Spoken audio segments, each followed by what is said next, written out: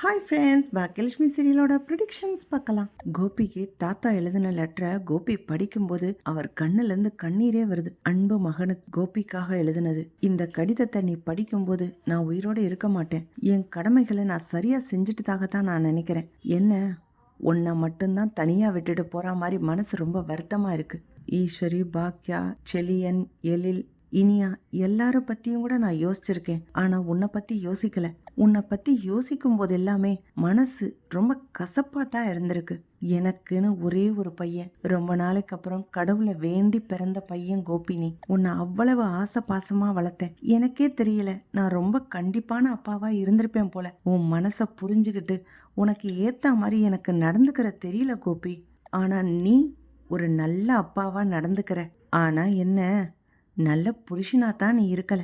நீ ஒத்த ஆளா சம்பாரிச்சு இந்த குடும்பத்தையே மொத்தத்தையும் கட்டி காப்பாத்தின. 3 பிள்ளைகளையும் படிக்க வச்ச. பெரிய வீடு கட்டி அதுல வசதியா எங்களை வாழ வச்ச. நீ செஞ்ச ஒரே ஒரு தப்பு, பாக்யாவை விவாகரத்து பண்ணினது மட்டும்தான். ஏன் உனக்கு புத்தி இல்லாம போயிடுச்சு? கல்யாணம் ஆகி 3 பிள்ளைங்க இருக்காங்க. பிள்ளைங்களும் பெருசா வளர்ந்துருச்சுங்க. அவங்களுக்கு கூட கல்யாணம் ஆயிடுச்சு. இப்போ போய் பாக்கியாவை விவாகரத்தை பண்ணிட்டு உனக்கு தேவை உன் ஆசை முக்கியம் அப்படின்னு நினைச்சு இன்னொரு பொண்ணை கல்யாணம் பண்ணினியே, இது நியாயமாடா கோபி?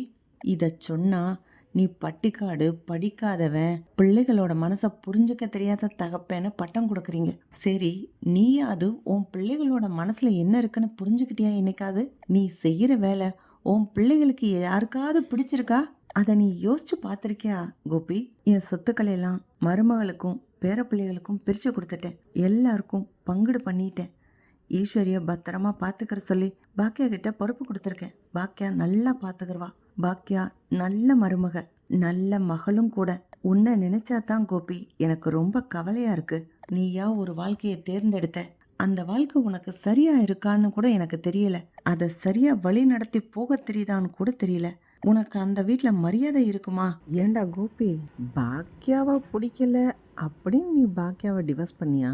இல்லை ராதிகாவை ரொம்ப பிடிச்சிருக்குன்னு பாக்கியாவை டிவோர்ஸ் பண்ணியா? இதெல்லாம் இருக்கட்டும், எங்களை ஏண்டா விட்டுட்டு போன? நாங்கள் 2 பேரும் என்ன தப்பு பண்ணணும்? ஈஸ்வரி உன்னைத்தானடா நம்பி இருந்துச்சு. நீ எவ்வளவு தப்பு பண்ணினாலும் சரி, ஏன் பையன் அப்படின்னு தெரிஞ்சாலே ஈஸ்வரி, உன் மேல அவ்வளவு ஆசை, நம்பிக்கை. ஆனா நீ ஈஸ்வரிக்கு என்ன கொடுத்த? கொலகாரின்னு பட்டம். உன் குடும்பத்துல இருக்கவங்க எல்லாம் சேர்ந்து கொடுத்தாங்க. அவங்களோட சேர்ந்து நீயும் ஆமஞ்சாமி போட்டுட்ட. இது எந்த வகையில நியாயம்? ஏன் அது மட்டுமா? இனியா என்னடா தப்பு பண்ணுச்சு? பாவம் அந்த பிள்ளை. அப்பான்னு உசுரையே வச்சிருந்துச்சு. அந்த பிள்ளைய விட்டுட்டு போக உனக்கு எப்படா மனசு வந்துச்சு?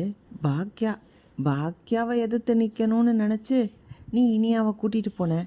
ஆனால் இனியாவை நல்லா பார்த்துக்கல. அதுக்கப்புறம் அந்த சின்ன பிள்ளை சூசைட் பண்ணிக்கிற அளவுக்கு போயிடுச்சு. இதுக்கெல்லாம் யார் காரணம்னு நினைக்கிற?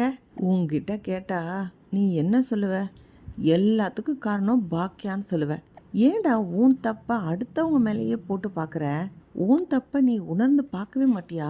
நீ என்ன தப்பு செய்கிற, நம்ம அதை எப்படி திருத்திக்கலாம், அதை பற்றி நீ யோசிச்சதே கிடையாதுல்ல? நீ சொன்ன மாதிரி நான் ஒரு நல்ல அப்பா இல்லடா. நீ தப்பு செய்கிற அப்படின்னு கண்டிச்சிருக்கனே தவிர தப்பை திருத்திக்கிறதுக்கு உனக்கு சொல்லித்தராமல் விட்டுட்டேன். அதனால நான் நல்ல அப்பா இல்லை. ஆனால் நீயாவது நல்ல அப்பாவா இரு. உன்னை நினைச்சா எனக்கு பாவமாக தோணுது. எப்பயாவது முடிஞ்சா நீ செஞ்ச தப்ப நீ செஞ்சதுன்னு ஒத்துக்கோ. அதை தூக்கி பாக்கியா மேலே போடாத. தப்பை திருத்திக்கிட்டு கொஞ்சம் நிம்மதியாக வாழ்கிறதுக்கு பழகு. பாக்கியா மேலே இருக்க கோவத்தில் உன் வாழ்க்கையை நீ தொலைச்சிட்டு தெரியுற. நீயா தேர்ந்தெடுத்த இந்த வாழ்க்கையவாது நீ நிம்மதியாக சந்தோஷமாக ஆத்மார்த்தமாக வாழ பழகு. உனக்காக நான் கடவுள்கிட்ட வேண்டிக்கிறேன். என்னமோ பார்த்து பொழைச்சிக்கடா. கொஞ்சமாவது புத்தியோடு யோசிச்சிருந்துருக்கலாம். இதை சொன்னா நான் என்னமோ ராட்சச மாதிரி உனக்கு தெரிஞ்சிருக்கு. உனக்காக நான் ஒரு நல்ல அப்பாவா இல்லை போல. ஆனால் நீயாவது உன் பிள்ளைகளுக்கு நல்ல அப்பாவா நடந்துக்கோ கோபி அப்படின்னு தாத்தா ரொம்ப உருக்கமாக எழுதியிருக்காரு. இதெல்லாம் படிக்க படிக்க கோபிக்கு கண்ணெல்லாம் கலங்குது. அப்பா நம்மளை சரியாக தான் புரிஞ்சிருக்காரு. ஒருவேளை அப்பா சொல்கிற மாதிரி நான் தான் தப்பாக நடந்துக்கிட்டனோ, தப்பான முடிவு எடுத்துட்டனோ?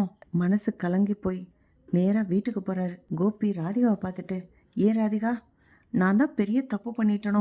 எங்கள் அப்பா எனக்காக ஒரு லெட்டர் எழுதியிருக்காரு. அதில் என்னை பற்றி தெளிவாக புரிஞ்சு எழுதியிருக்காரு. இத்தனை வயசுக்கு அப்புறம் உன்னை பிடிச்சிருக்குன்னு காதலிச்சு கல்யாணம் பண்ணுறது தப்பு தானே? நான் தான் புத்தி இல்லாமல் உன்னை தேடி வந்தேன்னா நீயாவது படித்தவ, எனக்கு புத்தி சொல்லியிருக்க வேண்டாம்? நாம் ஏன் கல்யாணம் பண்ணிக்கிட்டோம்? நான் ஒழுங்காக என் குடும்பத்தோடையே இருந்திருக்கலாம். நாளைக்கு என்னைய ஒரு நல்ல அப்பாவா என் பசங்க மதிப்பாங்களா அப்படின்னு கோபி குழம்ப ஆரம்பிக்கிறாரு. ராதிகா கேட்குறாங்க, என்ன கோபி, கடைசி அத்தனை பழியையும் தூக்கி என் மேலே போடுறீங்களா? நான் தான் எல்லா தப்பும் செஞ்சதா? எத்தனையோ தடவை நான் சொல்லியிருக்கனே, உங்கள் குடும்பத்தோடு இருங்க, பாக்கியா நல்லவங்க பாவோன்னு. நீங்கள் தானே பாக்கியாவை ஏமாற்றி டிவோர்ஸ் வாங்கினீங்க. நானா உங்களை டிவோர்ஸ் வாங்க சொன்னேன்? நானா உங்கள் குடும்பத்தை விட்டுட்டு வா என்னை கல்யாணம் பண்ணிக்கான்னு சொன்னேன்? நீங்கள் என்னமோ பரிதாபமாக பேசுனீங்க. எனக்கும் உங்கள் மேலே கொஞ்சம் அன்பு இருந்தது. நீங்கள் காமிச்ச அன்பு எனக்கு ரொம்ப பிடிச்சிருந்தது. அதனால தான் நான் உங்களை நேசித்தேன்.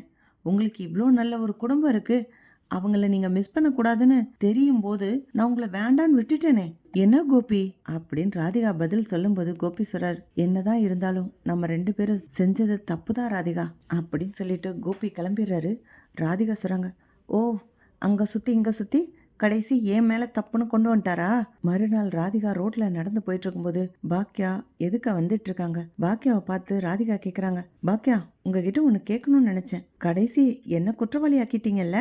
என்னமோ நீங்கள் தான் நல்ல அம்மா, நல்ல மருமக, நல்ல மக, நல்ல குடும்ப ஸ்திரீ. அப்போ நாங்கள்லாம் நல்லவங்க கிடையாதா? என்னைய வில்லி மாதிரி காமிக்கிறீங்க? எங்களுக்குள்ளேயும் நல்ல மனசு இருக்கு. இப்போ கோபியவே மனசு மாற வச்சுட்டீங்கல்ல நீங்க. என்ன ஆசைப்பட்டு சின்ன வயசுல காதலிச்சாரு, கல்யாணம் பண்ணிக்க முடியல, உங்களை கல்யாணம் பண்ணிட்டாரு, 3 பிள்ளை பிறந்துருச்சு. அதுக்கப்புறமும் என்னைய ஞாபகம் வச்சு மனசுக்குள்ள இருந்ததுனால தானே என்னை பார்த்த உடனே மறுபடியும் என்னை விரும்பினாரு, மறுபடியும் என்னை கல்யாணம் பண்ணிக்கிட்டாரு. இப்போ நீங்க நல்லவங்க மாதிரி தெரியுறாங்க அவருக்கு. நான் அப்போ வில்லி மாதிரி ஆயிட்டேனா? என்ன பாக்கியா நீங்க? ஆனா நான் சும்மா சொல்லல, நீங்க ரொம்ப டேலண்டான ஆள் தான். கோபி உங்க மேல அவ்வளவு கோவத்தோட இருந்தாரு. அவரையே மனசு மாற வச்சு நாங்க செஞ்சுக்கிட்ட கல்யாணம் தப்புன்னு யோசிக்கிற அளவுக்கு கொண்டு வந்துட்டீங்க. ஒன்னும் தெரியாத மாதிரி இருந்தீங்க, புள்ளப்பூச்சி மாதிரி. இப்போ ரெஸ்டாரண்ட் நடத்துற அளவுக்கு அவ்வளோ பெருசு திறமையா வளர்ந்துட்டீங்க. ஊர்ல இருக்க எல்லாரும் உங்களை நல்லவங்கன்னு சொல்றாங்க, கோபி உள்பட. உங்களுக்கு நான் தானே மெயின் வில்லி, அப்படித்தானே உலகத்துக்கு காமிக்கிறீங்க. உங்களை மாதிரி டேலண்டா நடந்துக்க எனக்கு தெரியாதுப்பா அப்படின்னு ராதிகா சொல்லிட்டு போறாங்க. பாக்கியா சொல்றாங்க, இதுல டேலண்ட் எல்லாம் ஒன்றும் இல்லைங்க. அடுத்தவங்க மனசை புரிஞ்சு அவங்களுக்கு என்ன தேவையோ அதை கொடுக்குறேன். என்னை துன்பப்படுத்துகிற அவருக்கு கூட என்கிட்ட இருந்து விடுதலை வேணும்னு நினைச்சாரு. அதைத்தான் சந்தோஷமா அவர் எடுத்துக்கிறட்டும்னு கொடுத்தேன். அதனால தான் என்னமோ இப்போ உங்க கூட வாழ்ந்த வாழ்க்கை கசப்பா இருக்குன்னு என்ன நினைக்கிறாரு போல. அது பெரிய தப்பு தான். நான் சொல்லி திருத்துறேன், நீங்க தைரியமா போங்க அப்படின்னு பாக்கியா சொல்லி அனுப்புறாங்க. பாக்கியாக்கே ராதிகா வந்து பேசுனது, ராதிகா பாராட்டி பேசுனது இதெல்லாம் கேட்க கேட்க ரொம்ப பெருமிதமா இருக்கு. நானும் ஓரளவுக்கு நல்லா தான் நடந்திருக்கேன் போல. மாமா சொன்ன மாதிரி இனிமே என் வாழ்க்கையை எனக்கு வாழணும். இப்படி தான் போகலாம் ஃப்ரெண்ட்ஸ். பார்க்கலாம், லைக் பண்ணுங்கள், ஷேர் பண்ணுங்கள், கமெண்ட் பண்ணுங்கள். Thank you friends.